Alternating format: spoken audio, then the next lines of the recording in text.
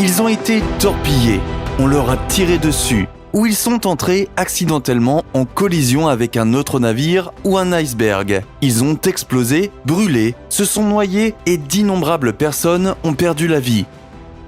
Des soldats, des réfugiés, des membres d'équipage, des capitaines, des enfants et bien d'autres ont été blessés. Tout cela était lié à des événements de guerre ou à des erreurs humaines. Ceux qui en étaient toujours conscients ont fait de leur mieux pour diffuser des SOS depuis les profondeurs de l'océan, mais presque tous ont péri.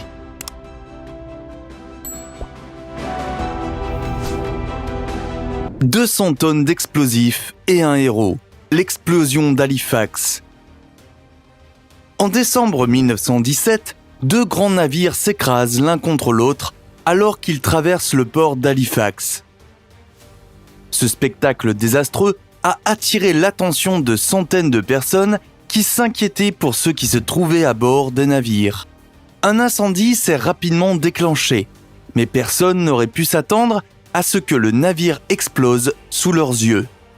Cependant, cette explosion n'était que le début. Moins de 30 ans plus tard, une autre explosion a eu lieu et a coûté la vie à plus de 7000 innocents. Cela s'est passé vers 7h30 du matin quand un navire de marchandises français nommé Mont-Blanc a pris le large. Il attendait avec impatience de pouvoir entrer dans les quais qui étaient fermés depuis la nuit précédente. La zone n'était pas nécessairement très fréquentée, mais les gardes faisaient de leur mieux pour réduire les chances d'une infiltration ennemie, la guerre récente ayant vu la perte de tant de vies innocentes. D'innombrables mesures de sécurité ont été mises en place pour éviter que la zone ne soit prise en embuscade par les Allemands qui auraient pu utiliser des sous-marins ou des navires pour attaquer le port. Cependant, le navire a finalement été introduit dans le port. Ce navire de 111 mètres de long, passant par les portes du canal, qui ne faisait que 500 mètres de large et environ 2000 mètres de long. À peu près au même moment, un autre navire connu sous le nom de Imo partait pour la haute mer. Ce navire avait été construit à l'origine comme un navire de passagers, mais il a été signalé qu'il avait été réaffecté à d'autres fins. Le navire était un 4-mâts à vapeur incroyablement grand qui appartenait à la White Star Line. Il mesurait plus de 146 mètres de long et était vraiment un spectacle à voir. L'Imo était parti de Rotterdam, mais s'était arrêté pour prendre du charbon sur la côte canadienne avant de poursuivre son voyage. Maintenant, après avoir quitté le port, il se dirige vers New York.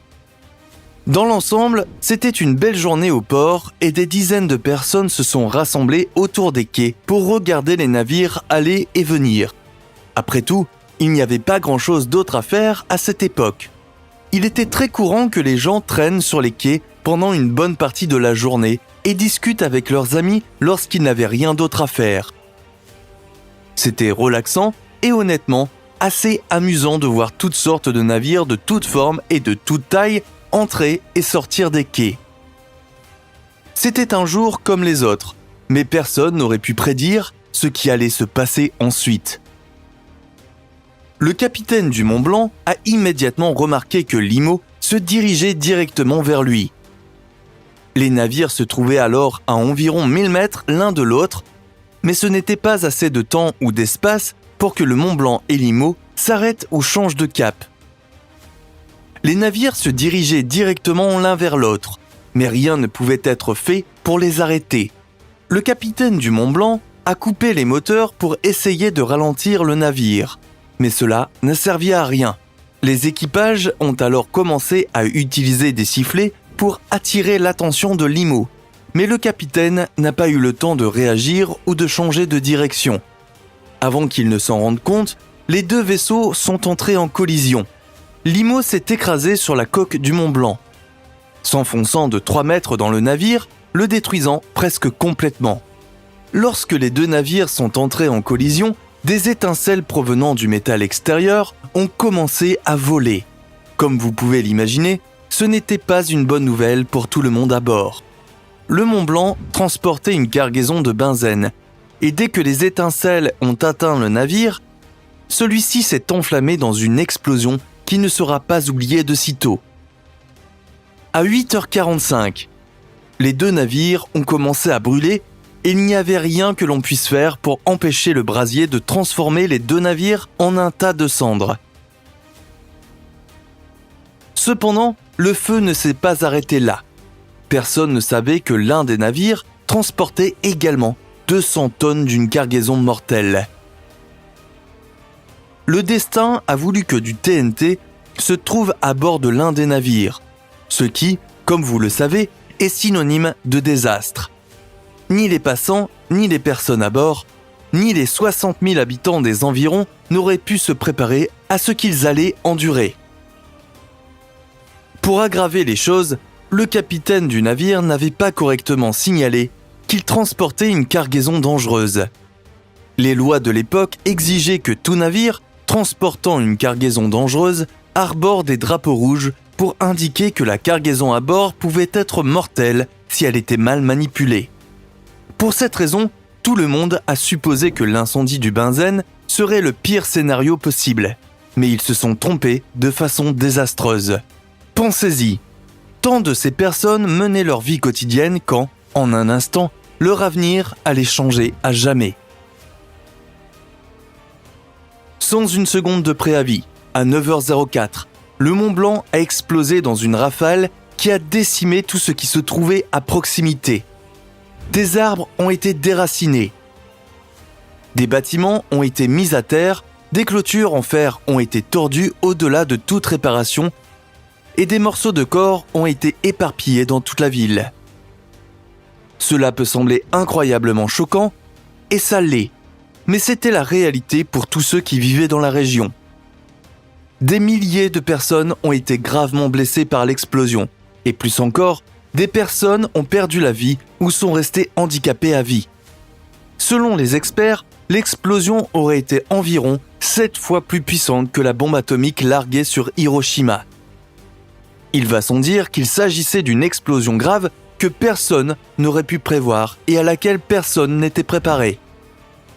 À la fin de la journée, un homme a été salué comme un héros pendant l'explosion. Vincent Coleman possédait un bureau télégraphique local et gérait un train qui était sur le point d'arriver à Halifax. Lorsqu'il a soupçonné que les navires étaient sur le point de créer une catastrophe nationale, il a ordonné l'arrêt du train jusqu'à nouvel ordre. Heureusement, personne à bord du train n'a été blessé. Mais Vincent allait malheureusement perdre la vie ce jour-là. Le capitaine du Mont Blanc a été poursuivi en justice et jugé pour son implication dans l'explosion. Tout le monde voulait le voir enfermé en prison à vie, car il n'avait pas indiqué que son navire transportait une cargaison dangereuse. Bien que son procès ait été très approfondi et qu'il a été présumé être un mort-vivant, il a été acquitté car la cour n'avait pas assez de preuves contre lui. Après le procès, il est reparti en homme libre. Le miracle du sous-marin USS S5. C'était un jour comme les autres, lorsque les membres de l'équipage de l'USS S5 effectuaient une mission de test de routine pour assurer la sécurité de cet étonnant sous-marin. Ils étaient sur le point de tester une manœuvre de naufrage le 1er septembre 1920 vers 13h. Cependant, un moment d'erreur humaine allait changer leur vie à jamais. Lorsque vous êtes à bord d'un sous-marin comme celui-ci, vous devez vous souvenir que l'attention est extrêmement importante. Une seule erreur peut signifier que d'innombrables personnes peuvent perdre la vie. Malheureusement, l'un des membres de l'équipage a commis une erreur très simple et a oublié de fermer le système d'admission avant que le sous-marin ne soit immergé. Comme pour le moteur d'une voiture, si l'eau pénètre dans le système d'admission, cela peut être un désastre. Instantanément, l'eau a envahi le moteur du sous-marin. Mais ça ne s'est pas arrêté là. Elle se déverse dans la salle de contrôle, remplissant à la fois la salle de contrôle et la salle des machines. Très vite, elle a rempli les chambres des torpilles et a commencé à menacer la vie des membres de l'équipage. Le sous-marin de 70 mètres de long frappait à la porte de la mort lorsqu'il s'est rempli d'eau et s'est écrasé au fond de l'océan, à 55 mètres sous la surface de l'eau. 38 personnes étaient encore à bord. Si vous pensiez qu'un sous-marin était claustrophobe, imaginez être coincé dans un sous-marin rempli d'eau avec 38 personnes. Je ne peux même pas imaginer ce qu'ils ont dû ressentir. Les hommes ont commencé à réfléchir rapidement, faisant de leur mieux pour trouver un plan qui leur sauverait la vie. Le navire se remplit rapidement d'eau et ils ont l'impression qu'ils ne peuvent rien faire. En travaillant ensemble, ils ont trouvé un plan pour permettre au sous-marin de flotter jusqu'à la surface de l'eau, lui permettant d'être suffisamment flottant pour dépasser d'environ 5 mètres la surface de l'eau. Ce ne serait pas suffisant pour sauver le navire, mais cela pourrait leur permettre de s'échapper. Le problème est qu'ils n'ont pas d'outils à bord qui pourraient les aider à sortir de la prison d'acier. Ils ont passé plus de 36 heures à élaborer un plan d'évasion. Mais les outils dont ils disposaient ne leur permettaient que de percer une ouverture de 76 mm à l'extérieur du vaisseau. Ce n'était pas assez grand pour qu'ils puissent sortir, mais heureusement, ils avaient un navire de secours à proximité. Le navire a pu leur apporter de l'eau fraîche et le trou leur a permis d'avoir accès à l'air frais. Lorsque le navire de sauvetage est arrivé, il a pu sécuriser le sous-marin pour l'empêcher de couler à nouveau au fond de l'océan. Mais il n'a pas pu faire grand-chose d'autre. Ils ont fait de leur mieux pour aider les membres de l'équipage à s'échapper, mais il n'y avait tout simplement rien à faire. Les hommes ont commencé à perdre espoir et à penser que leur sous-marin pourrait bientôt devenir leur tombeau permanent. Cependant, le destin avait d'autres plans et les hommes à bord ont eu une sacrée surprise. Heureusement, un autre bateau à vapeur est passé à peu près à ce moment-là, alors qu'il se rendait de Haïti à New York. Le navire de sauvetage a réussi à faire signe à ce bateau à vapeur en utilisant des signaux de détresse et le navire est venu les aider. La marine a ensuite pris en charge la mission de sauvetage et a aidé les hommes à échapper à une mort presque certaine.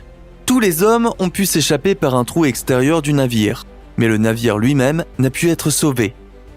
Les équipages ont tenté de rapprocher le navire de la côte, mais il a coulé en chemin. Il est resté au fond de l'océan pendant plus de 70 ans, jusqu'à ce qu'il soit redécouvert en 2001.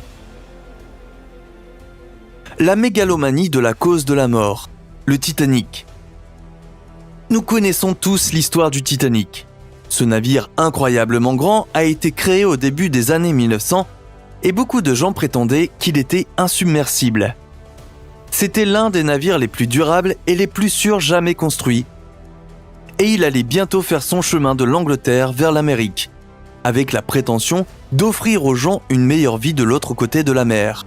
Cependant, alors que le navire se trouvait à environ 300 miles nautiques, il a heurté un iceberg.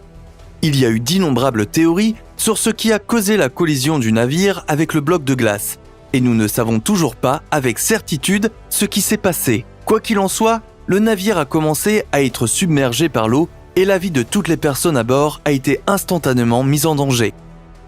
Il n'y avait qu'un petit nombre de canots de sauvetage sur le navire, et seules 711 personnes ont pu s'en sortir alors qu'il y avait 1514 personnes à bord. L'équipage n'ayant pas été correctement formé pour faire face à une telle catastrophe, l'ensemble de l'événement a été chaotique et beaucoup plus de personnes ont perdu la vie que nécessaire. Au final, le naufrage du Titanic reste l'une des plus terribles catastrophes maritimes de l'histoire. Mais saviez-vous que le navire a touché le fond de l'océan et n'a pas été découvert pendant plus de 70 ans ? Ce n'est qu'en 1985 que le navire a été localisé pour que les chercheurs puissent trier l'épave et avoir une meilleure idée de ce qui s'est passé ce jour fatidique. Merci beaucoup de nous avoir suivis. N'oubliez pas d'appuyer sur le bouton j'aime et de cliquer sur la cloche de notification pour recevoir d'autres vidéos.